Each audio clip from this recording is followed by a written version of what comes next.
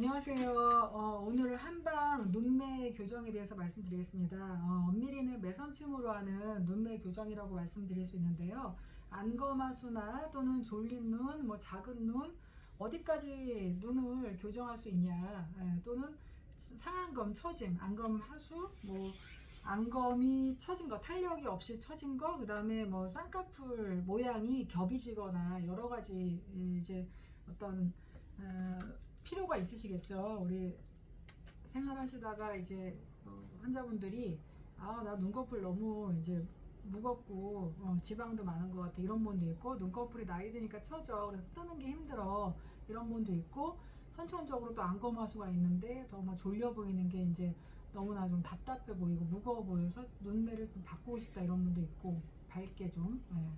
그 다음에 이제 눈 밑에, 눈 밑 지방이나 이런 것들도 고민이신 분도 있고, 눈밑이 꺼져서 고민이신 분도 있고, 또는 눈매가 처졌는데 조금 더 이렇게 좀 올라올 수 있냐, 이런 어떤 형태가 좀 바뀌기를 원하시는 분들 계시는데, 지금 이제 제가 왜 이 영상을 찍게 되냐면은, 최근에 이제 환자분께서 이제 한의원에 가셔서 이제 안검 하수나 졸린 눈 개선을 이제 원하셔서 가셨는데, 이제 치료를 하시고 효과를 별로 못 보셔서 그런 이제 고민을 말씀을 하시더라고요. 근데 제가 이렇게 보니까 이게 있어요.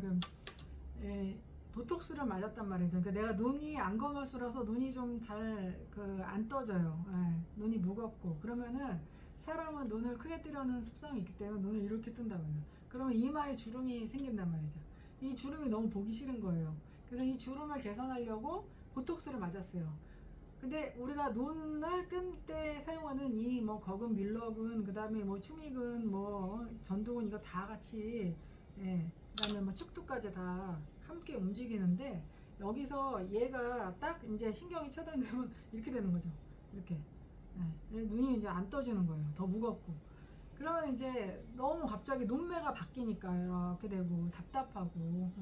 그래서 이제 그걸 병원에 이제 호소를 하면, 보톡스 효과는 어차피 시간 지나면 사라지니까 기다리시라고 하는 거죠. 그러면 이제 기다려야 되는데, 그 기다리는 동안이 너무 고통스러우니까 어떻게 좀 해결할 수 없을까 해서 막 검색을 해보면은 이제 침으로 뭘 한다면, 이거는 침 수술까지 받을 건 아니니까 이제 침으로 이제 교정을 하려고, 뭔가 도움을 받으려고 오면, 침을 맞으시면은 조금 더 보톡스의 효과가 조금 더 빠르게 사라질 수 있어요. 왜냐면은 보톡스는 신경을 차단시키는 건데, 침이라는 걸 통해서 신경을 회복시킬 수가 있잖아요. 그래서 좀 더 감각이 빨리 돌아오거나, 수술하시고서 예를 들어서 일시적으로 안면 윤곽 수술하시고서 신경이 조금 미세하게 부종이라든가 또는 약간의 손상이라든가 이런 게 있다고 해도 회복이 되는 시간이 있잖아요. 근데 회복되는 시간 동안에 입이 한쪽이 안 올라간다든가 이런 게 있었을 때 이제 침을 맞으시면 회복이 좀 빨라지거든요. 그런 의미에서 그 치료에 의미가 있는 거예요. 근데 그 치료가 내가 눈이 원래 이렇게 생겼는데 이렇게 되냐, 이런 건 아니란 말이죠. 근데 이제 안검하수 교정을 어떻게 하냐, T존 부위랑 이마 부위 또는 상안검까지 이제 매선침 또는 이 관자 쪽까지 매선침을 좀 강하게 이용을 해서 교정을 했을 때, 근본적으로 눈 뜨는 힘들을 이제 눈 뜨는 데 사용하는 근육들을 강화시키면서 눈 뜨는 힘을 만들어주면은, 이 사람이 원래 눈 뜨는 힘이 좋았을 때 이만큼 떠질 게 눈 뜨는 힘이 없어서 이만큼밖에 못 떠지면은 그만큼이 더 나오는 거예요.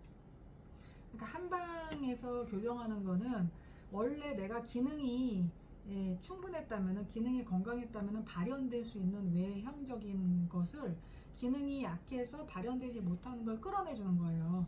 가슴도 마찬가지란 말이죠.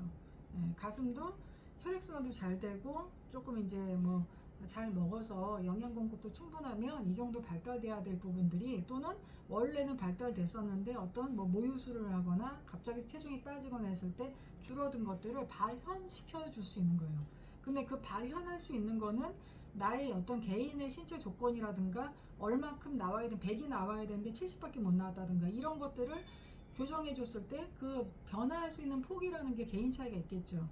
그걸 이제 오랜 경험을 하다 보니까 야, 당신은 이 정도 할 수 있습니다라는 거지. 내가 눈이 뭐 실눈 같은데 이거를 뭐 앞트임하고 막 이렇게 해서 이렇게 절개 갖고 해주는 게 아닌 이상 변화할 수 있는 폭이라는 게 제한될 수 있다는 거죠. 그 부분을 인지를 하셔야 되시고, 근데 이제 예를 들자면 내가 원래는 이런데 조금 더 이렇게 힘줘서 뜨면은 뭐 렌즈를 꼈을 때 또 눈을 좀 크게 뜨게 되니까 확실히 눈이 크다. 이런 정도는 당연히 개선이 되겠죠. 그렇게 보시면 되시고, 그 다음에 원래 젊었을 때는 눈이 잘 떠지고 눈꺼풀에 힘이 있으니까 얘가 내가 눈이 이랬는데 뭐 점점 이제 처지면서 이렇게 됐다. 짓무르고 그런 거 당연히 리프팅하고 개선이 되면은 좋아지겠죠. 원래 내가 갖고 있었던 형태가 어떠한 노화라든가 외부적인 원인에 의해서 손상이 받았다. 그러면 손상을 받았다면 원래의 모양을 회복하는 거는 할 수 있다는 거죠. 얼마든지. 물론 그렇다고 뭐 80대가 20대가 되는 건 아니지만. 그래서 그러한 정도의 변화라고 생각을 하시면 돼요. 제가 한방 성형이라는 분야를 이제 오랫동안 진료를 했잖아요. 2007년부터 계속 제가 했는데 여기에만 말하자면 저는 약간 뭐가 꽂히면 그냥 계속 그거를 끝까지 파는 그런 습성이 있어가지고 아주 저도 피곤해요. 그래서 성형외과로 협력 진료하면서 여러 가지를 같이 경험을 해보고 진료를 한 결과 이제 어느 정도 제가 한방 성형 즉 매선 침으로 할 수 있는 것들은 거의 다 경험을 해봤기 때문에 물론 뭐 새로운 게 또 나올 수도 있겠지만 현재까지는 해볼 수 있는 거를 해본 결과 결과적으로는 조직의 어떤 변화를 이끌어내는 데 있어서 얼마나 많은 변화를 이끌어낼 수 있냐의 정도와 또는 이런 것들을 몇 번 반복하고 한 번 할 때 어느 정도까지 그 강도가 필요하냐 이런 것들에 따라서 교정의 범위가 이제 거의 제가 봤을 때 임상적으로 좀 다 나왔거든요. 그래서 그 이상을 원할 때는 수술이 필요한 거고 그렇게 해서 교정을 해드리고 있습니다. 그래서 눈매 교정은 안검하수나 뭐 졸린 눈, 뭐 눈꺼풀 리프팅, 눈밑 지방, 뭐 겹쌍꺼풀 이런 게 해결이 가능하지만 중요한 거는 우리 환자분들이 어디까지 원하냐는 거예요. 내가 눈이 되게 뱁새눈처럼 작은데 이거 뭐 절개하고 뭐 이렇게 막 수술하지 막 트임하고 막 이렇게 막 하지 않는 이상 나올 수 있는 건 당연히 한계가 있겠죠. 그러니까 그 부분을 유념을 하시면은 선택하시는데 문제가 되시지 않으실 거고요. 보톡스로 인해서 일시적으로 나타난 현상은 침을 맞았을 때 조금 더 빠르게 보톡스의 어떤 그 약물로 인한 효과들이 빠르게 좀 사라지게끔 하는데 도움이 당연히 됩니다. 그렇게 인지를 하시되 다만 이제 그 침을 조금 맞았다고 내 눈이 뭐 갑자기 뭐 이만해지는 거 그런 건 아니에요. 그래서 그렇지만 원래는 원래 눈이 좀 클 수 있는 사람인데 뜨는 힘이 약해서 그게 다 떠지지 않았다고 하면 그런 거는 도와드릴 수 있어요. 그것도 이제 시술에 따라서 시술을 어떻게 하느냐가 관건이겠죠. 제 경험상으로는 일반 침으로는 좀 효과가 약해요. 그리고 여러 번 해야 되고 너무 힘들어요. 근데 매선침은 확실히 기질적인 변화를 같이 가지고 가기 때문에 훨씬 더 좀 강력한 효과를 이끌어낼 수가 있고 조직 재생과 그다음에 유지력이나 이런 거에서 탁월해요. 다만 멍이나 붓기나 또는 시술 시에 약간의 통증이나 이런 건 좀 발생할 수밖에 없지만 그렇다고 하더라도 꽤 괜찮은 변화를 이끌어낼 수 있고 그것이 또 유지력이 좋기 때문에 잘 활용하시면 좋은 치료가 될 수 있습니다. 다만 실은 1년 정도 지나면 다 녹기 때문에 실이 다 녹았을 때 어떤 모양일까를 저는 궁극적인 결과물로 보고 지금까지 진료를 해왔고요. 뭐 감옥 보면은 이렇게 전후 사진도 보면은 시술 직후에 뭐 뻘건 거 이렇게 올려놓는데 그거는 당연히 붓기나 실의 부피로 인해서 나타날 수 있는 그 모양이고요. 그것이 궁극적으로 붓기 다 빠지고 시간이 지났을 때 모양이 어떤 것인가 그게 관건이거든요. 근데 그 부분에 있어서 너무나 변화폭이 적다 하면은 환자분들이 좀 외면하시겠죠. 그걸 이제 상담하실 때 잘 변별을 하셔야 되고 그것 때문에 시술량이나 시술 강도나 시술 회차가 좀 필요한 거예요.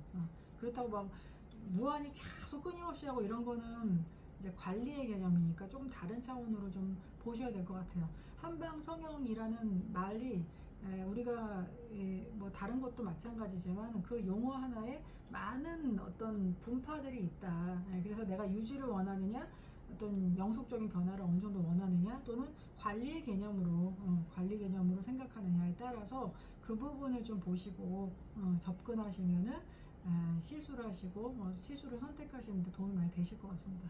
감사합니다.